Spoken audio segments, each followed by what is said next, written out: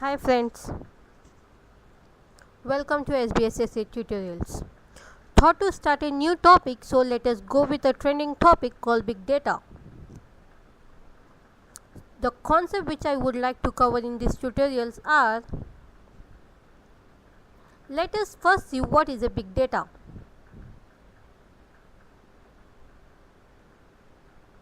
You may think that big data is nothing but a data which is huge in size. Then you are absolutely right.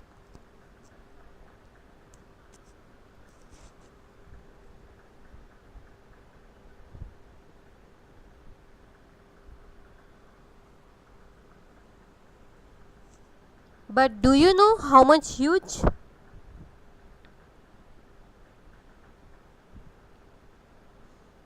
Well, the data can be petabyte and exabyte. As the use of internet is increasing, it could be zettabyte and yottabyte. Here is a byte and the approximately size chart which would be helpful for you.